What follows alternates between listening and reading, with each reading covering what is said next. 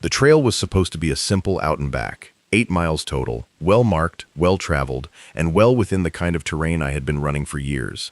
I had done harder routes with worse weather. I had pushed through altitude sickness in Colorado, twisted ankles in the Cascades, and navigated a whiteout fog in Scotland that turned a 40-minute loop into a 3-hour ordeal. I was not inexperienced, I was not careless, and I was absolutely not the kind of person who spooked easily in the backcountry. But nothing in any of those experiences had prepared me for what happened on that trail, 2 miles from the trailhead, when I first turned around and realized I was not alone. Before we get into it, if you are new here and you love stories where the wilderness stops being a backdrop and starts being the main character, hit subscribe right now. We go deep on these. We do not cut corners. Stay with me, because this one takes a turn I still cannot fully explain. It was the tail end of September. The kind of morning that makes you feel like the world was made specifically for running. The temperature had dropped overnight, and the air had that clean, bitten quality that comes just before autumn fully commits. The leaves on the aspens at the lower elevation were already yellowing at the edges, and above the tree line there was a faint, dusty smell of dried grass and stone that I have always loved. I had driven up the night before and slept in my truck at the Trailhead parking area. I wanted an early start. I wanted to catch the light before it got too high and too flat, when shadows give the landscape depth and every ridge looks like it was painted by someone who had strong feelings about wilderness. I was on the trail by 6:15. The first 2 miles climbed steadily through mixed conifers, ponderosa and Douglas fir mostly, with the occasional burst of open meadow, where the trail skirts the edge of a long ridge. By the time I cleared the tree cover and hit the first exposed section, I was warm, loose, settled into a pace that felt sustainable for the long haul. My plan was to push through to the upper basin, a broad alpine shelf at around 9,000 feet, eat, rest for 20 minutes, and run back down. Round trip, maybe 2.5 hours if I kept a reasonable tempo on the descent. I had seen no one at the trailhead. A single other vehicle, a dusty white pickup with a cracked taillight, had been parked at the far end of the lot when I arrived the evening before, but it was gone by the time I woke up. So as far as I could tell, I was the only person up here. That was fine. That was actually part of the appeal. I do not run with music in the backcountry. I never have. Sound is information out here. A cracking branch means something. A flushed bird means something. The particular way wind moves through different types of vegetation means something, if you know how to listen. I was listening. That is the thing I want you to understand. I was not zoned out. I was not distracted or tired or running on fumes. I was alert and present and paying attention. Which is why, when I felt the first subtle shift in the quality of the air around me, I noticed it immediately. It is hard to describe precisely. It was not a sound, it was more like an absence, a sudden compression of silence, the kind of quiet that happens when every small creature within a certain radius simultaneously decides to stop whatever it was doing. I slowed my pace without consciously deciding to. My body made that decision before my mind had fully processed the input.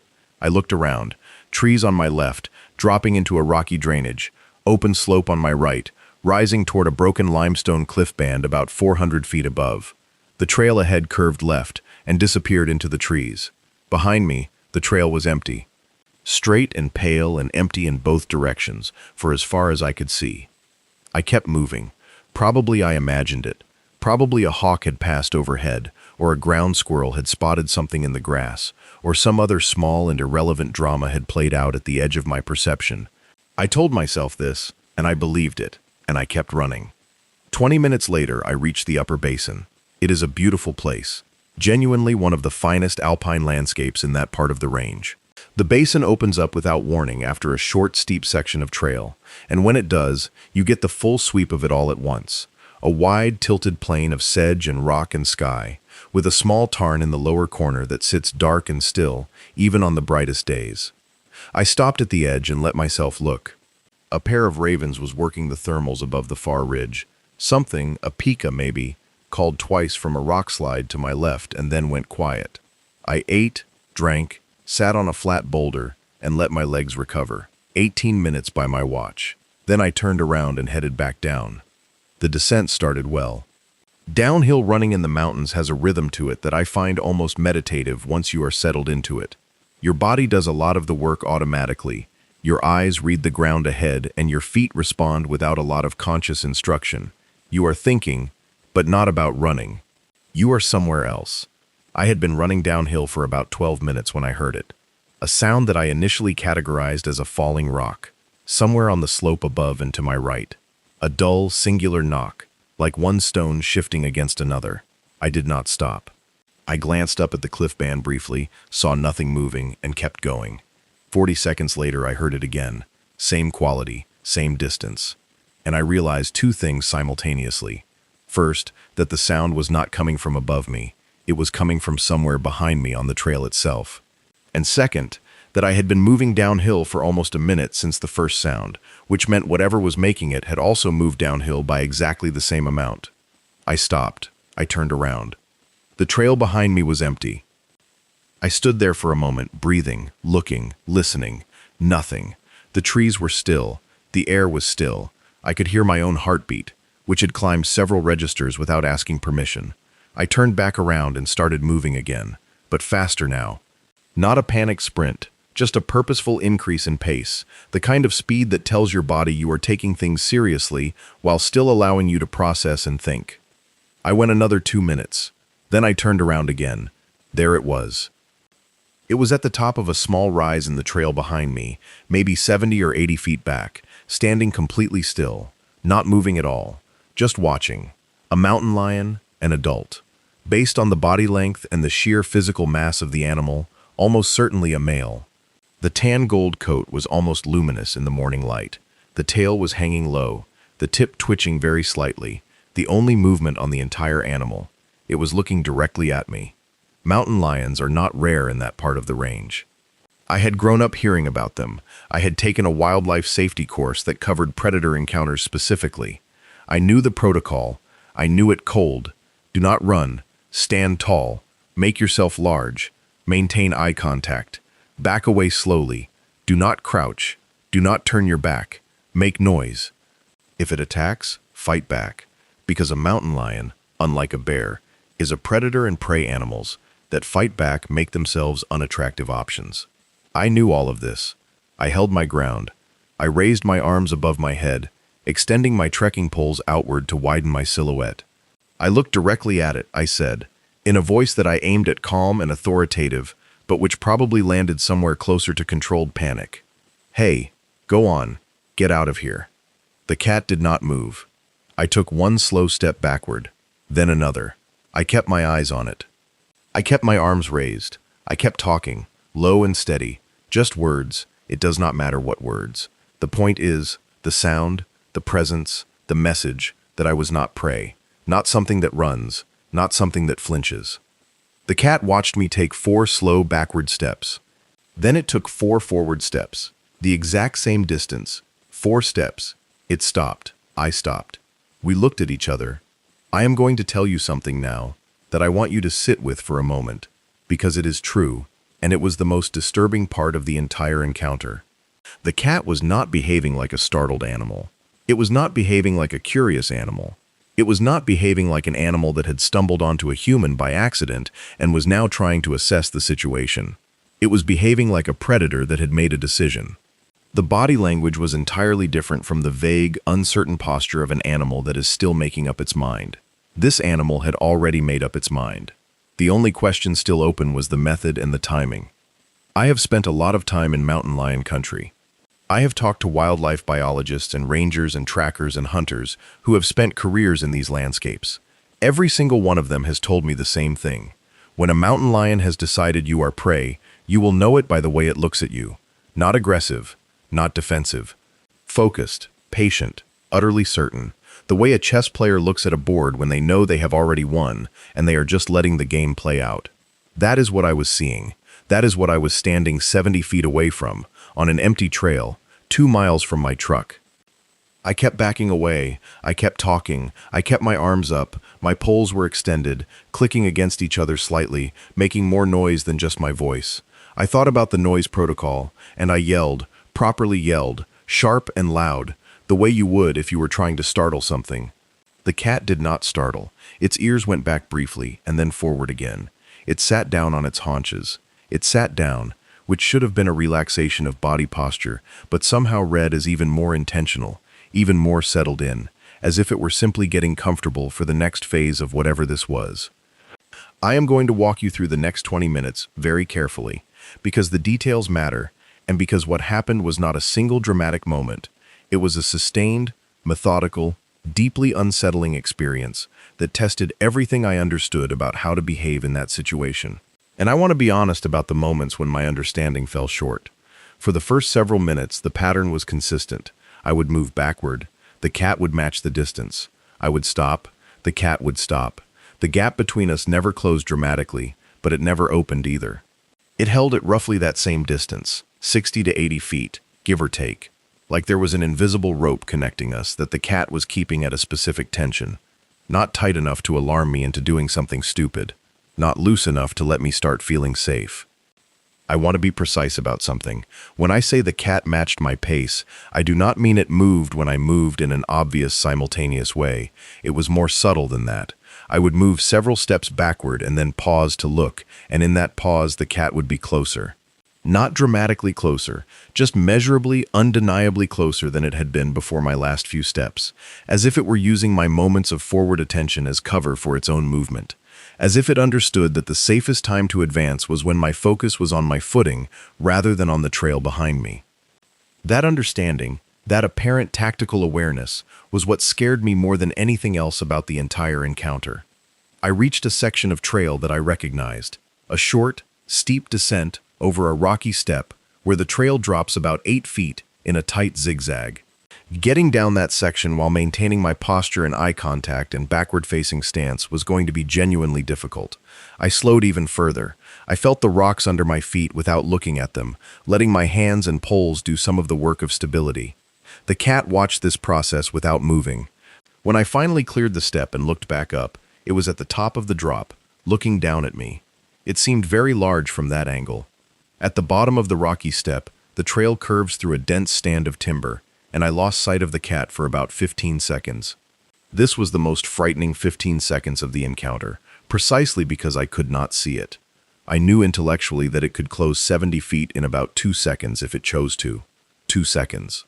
While I was in those trees, with sight lines reduced to maybe 30 feet in any direction, 2 seconds was not enough time for any response that would matter. I moved as fast as I could through that section while still staying upright and facing backward, and I came out the other side of the timber, onto the open ridgeline, with my heart going at a pace I would not like to see on a monitor. I turned to look back at the timber. For a long moment, nothing. Then the cat stepped out of the trees onto the open trail. Still the same distance, still that same fixed, patient attention. I had my phone. The signal up there is non-existent, I knew that. But I took the phone out anyway, because what I needed was not a phone call. What I needed was the camera. I have thought about this decision many times since. The rational argument for using the camera is solid. Document the encounter. Have a record.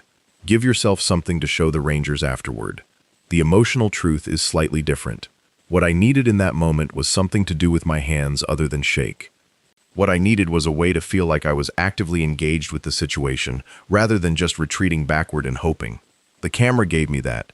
It gave me a frame to look through, which paradoxically made the situation feel slightly more manageable, as if the act of observing and documenting was itself a form of control.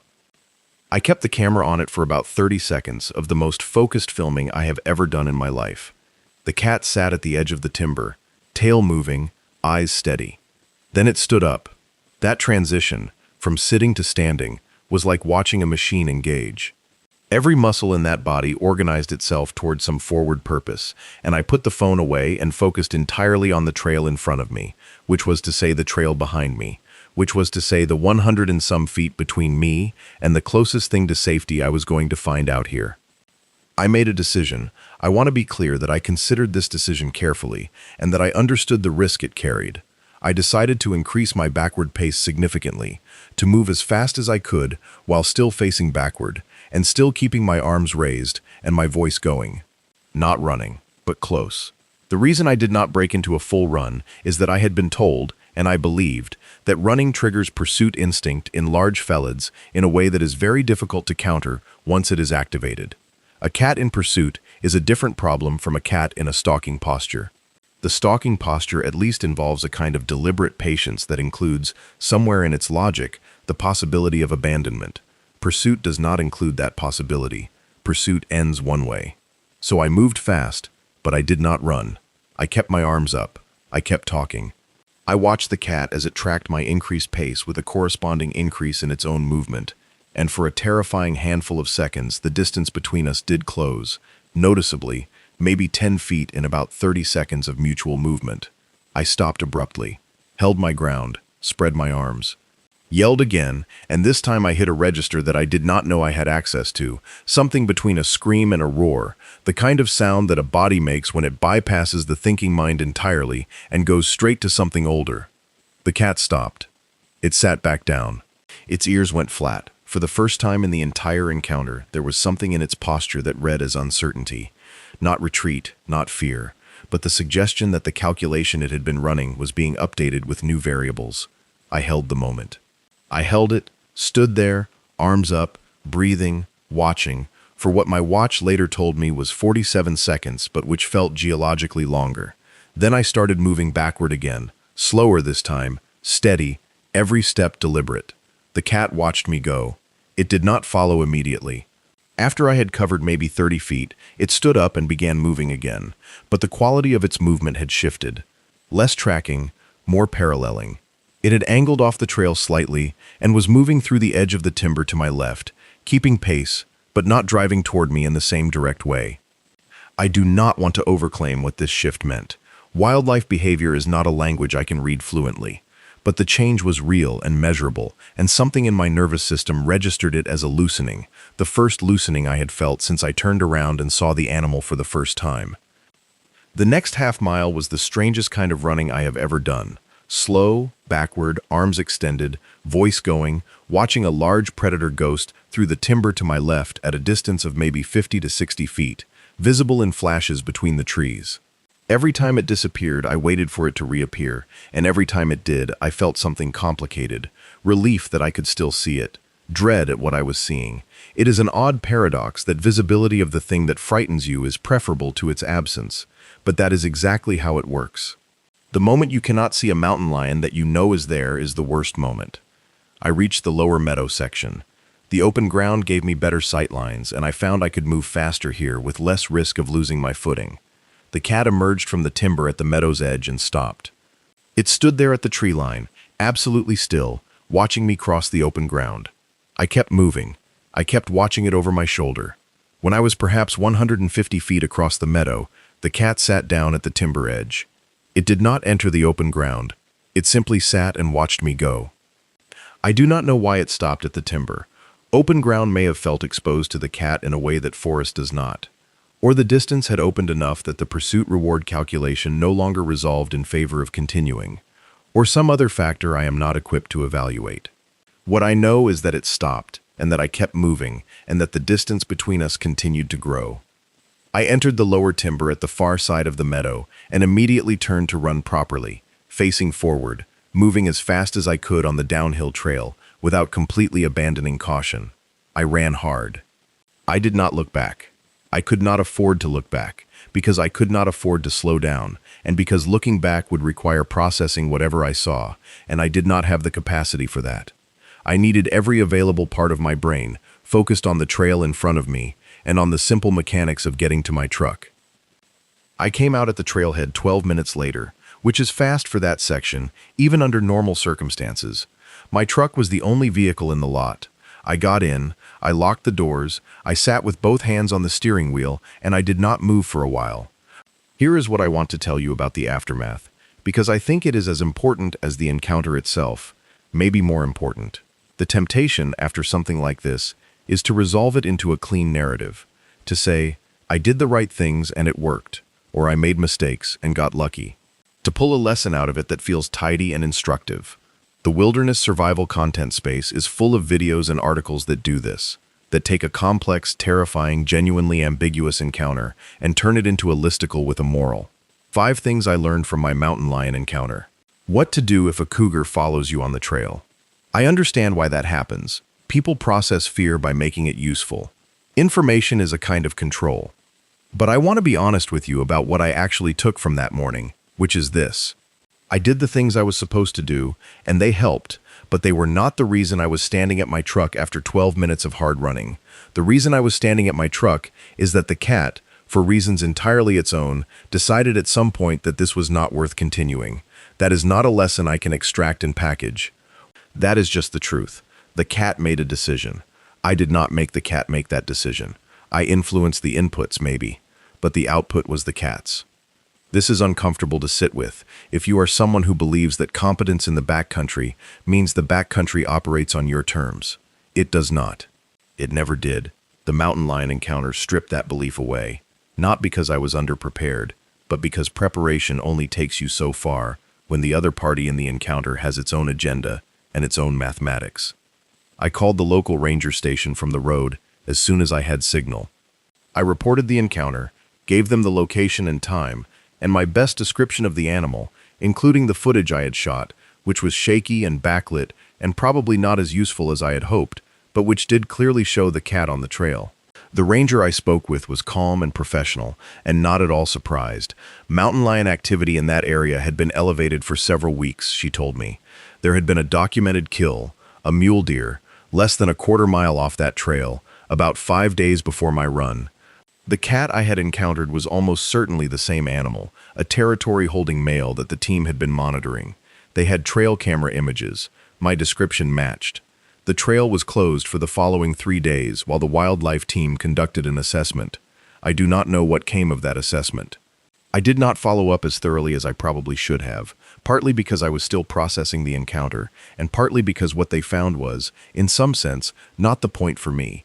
The point, the thing I was trying to understand in the weeks after, was not what the cat was doing or why. The point was what I had been doing and why, and what it meant that all of my doing had been, ultimately, secondary to the cat's own decisions.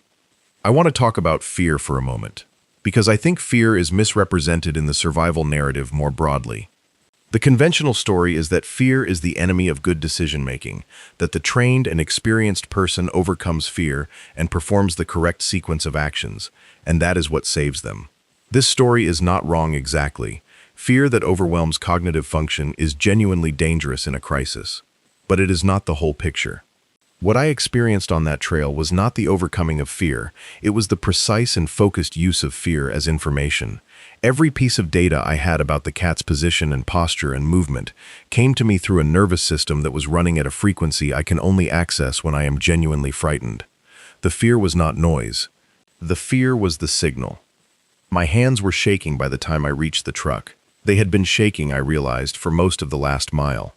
But the shaking was happening in the background, in the body's excess capacity, while the foreground of my attention was entirely occupied with the trail and the cat and the distance between us. The body can do both things at once. It can be terrified and functional simultaneously. Anyone who has been in a genuine crisis situation will recognize this. The shaking is evidence of the fear. The function is evidence of the training. Both are real. Both are happening. This is a long way from what I thought running in the mountains was going to teach me when I started doing it seriously. A long time ago now. I thought the mountain was going to teach me about endurance and about pushing through discomfort and about the particular kind of clarity that comes from sustained physical effort in beautiful places. It has taught me all of those things, but the deeper curriculum, the one I did not sign up for consciously, has been about what you actually control and what you do not, and about the wisdom of knowing the difference with absolute precision and in real time. You do not control the weather, but you control whether you check the forecast and carry the right gear. You do not control a loose rock on a descent, but you control your pace and your foot placement and your margin for error. You do not control whether a mountain lion has decided to follow you down a trail, but you control how you present yourself and how you move and what sounds you make and how well you understand what you are looking at. You control the inputs. The outputs are negotiated. The cat negotiated differently than I wanted it to. It held the line for most of that encounter in a way that made it clear the negotiation was happening on its terms. But it did eventually, for whatever reason, let me go, and I am still thinking about why. One theory I have, and it is only a theory, is that the sustained quality of my resistance wore down the cat's confidence over time. Not in a dramatic way, not a single action that caused a single decisive shift, but cumulatively, over the full length of the encounter, the consistent message that I was difficult and loud and large and not worth the energy. Predators are not irrational. They are doing a calculation that weighs reward against cost. And the cost column includes things like injury. Even a small injury to a wild predator can be fatal. A claw broken in a struggle, a bite wound that gets infected, a muscle tear that slows them down enough that they cannot make the kills they need to survive. The math on attacking a human, who is large and capable of fighting back, and who carries things like trekking poles, is not always favorable. The caloric value of me versus the caloric risk of taking me down might simply not have added up for that animal, even after 20 minutes of following me down a trail. Or it might have been something else entirely. I genuinely do not know. Wildlife behavior does not come with footnotes. What I know is this: 2 miles from the trailhead, on a clear September morning, with aspens going yellow and ravens riding thermals above the ridge, I had the most precise, sustained, undiluted encounter with wild danger that I have ever had in a lifetime of moving through wild places. It lasted approximately 22 minutes, from the first moment I saw the cat to the moment I cleared the meadow and reached the timber below. It felt much longer. It always does. Time in genuine crisis does not move at its normal rate. It thickens and slows and gives you more of itself than you wanted, and you are simultaneously grateful for it and desperate for it to be over. I have been back to that trail, not to the upper basin, not yet, but to the lower section, the first mile or two, enough to stand at the edge of the meadow and look at the timber and try to make some kind of peace with the memory. The woods there are beautiful. They are exactly as beautiful as they were before. Nothing about them has changed. The aspens are bare now, winter having come and gone, and the ground under them is a wet, pale mat of last year's leaves, and the light comes through the bare branches in long, clean columns that move slowly as the wind moves the branches. Ravens. Always ravens in that country. A gray jay that watched me from a low branch for a while and then lost interest and left. I stood at the meadow edge for about 10 minutes.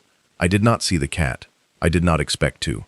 But I felt, in a way I cannot fully justify or explain, that the cat was somewhere in those trees, that it knew I was there, that we were in some sense still negotiating, across whatever distance separated us, the terms of our continued coexistence in this landscape. I am not a mystical person. I do not usually talk about animals in terms that imply they are thinking about me, but that encounter changed something in the way I understand my place in these places. I have been a visitor here my whole life. A careful, respectful, well-equipped visitor, but a visitor. The cat is not a visitor. The cat lives here, fully, completely, with the whole of its body and intelligence committed to this specific terrain in a way that I, passing through, can only approximate and never match. That is humbling. That is the word. Humbling. And I think humbling is actually the right response to wild places, if you are paying attention. They are not stage sets for human drama. They are not backdrop for our narratives about endurance and adventure and self-discovery, though they will serve that function if that is all you bring to them. They are their own thing. They have their own logic and their own priorities, and their own inhabitants who are fully invested in the outcomes, in a way that I am not, because I get to drive home. I drove home that day. The cat did not. The cat stayed because the cat lives there, in the timber and the meadow and the high basin with the dark tarn, in the cold nights and the windy ridges, and the long winters, when the trail I ran is buried under 8 feet of snow, and the only tracks across it are animal ones. I have been running in the backcountry for a long time. I will keep running in the backcountry, but I do it differently now. Not more fearfully, not with more anxiety or fewer miles or a shorter leash.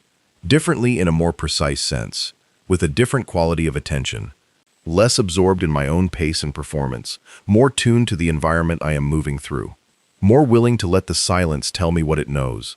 More willing to stop when something in the air changes, and to stand still, and look, and listen, before deciding what the change means. The cat taught me that, in a 22-minute lesson conducted at close range on a September morning with my hands shaking, and my arms above my head, and my voice going in a register I did not know I had. It is the most expensive education I have received, in a life full of expensive educations. The cost was about 6 weeks of disrupted sleep and a renegotiated relationship with the backcountry and a very specific and permanent awareness that some of what is out there in those hills is looking back. I thought about that a lot in the weeks after. what it means to be looked at by something that is considering you as prey. There is a kind of clarity in it that I did not expect. All the noise of ordinary life, the small anxieties and petty frustrations and low-grade worries that occupy so much mental bandwidth in normal circumstances, all of it falls completely away the moment you are standing on a trail in the mountains with a mountain lion 70 feet behind you and the whole weight of its attention on you. There is nothing else. There is only the trail and the cat and the space between you and what you do with your body and your voice in the next moment. Everything reduces to the essential. The essential, it turns out, is survivable. I am not recommending the experience. I am not suggesting you go looking for it. If you encounter a mountain lion on a trail, do the things I did and pray the math works out in your favor, because it does not always. There are documented cases where people did everything right and the cat attacked anyway. There are documented cases where people did nothing right and walked away. The variables are not fully within human control, and anyone who tells you otherwise is selling something. What I am saying is this: the wilderness is not a gym.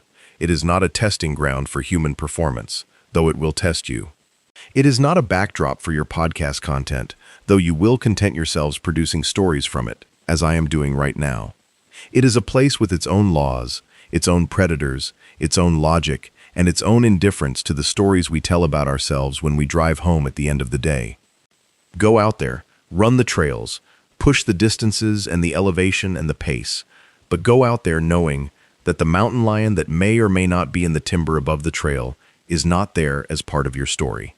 You are, briefly and from its perspective, a potentially interesting development in its story. That reframe alone, that simple inversion of whose narrative is primary, will change how you move through those places. It changed how I move through them. And the way I move through them now, with that particular quality of listening, with that willingness to be the secondary character in someone else's landscape, feels truer than the way I moved through them before. The aspens are budding out again. The trail opened up 2 weeks ago after the winter closure. I have been looking at it on the map, tracing the route with my finger the way I used to before a run, when I was planning something I was excited about. The meadow is there, the timber is there, the upper basin with the dark tarn is there at the top of it all. I am going back.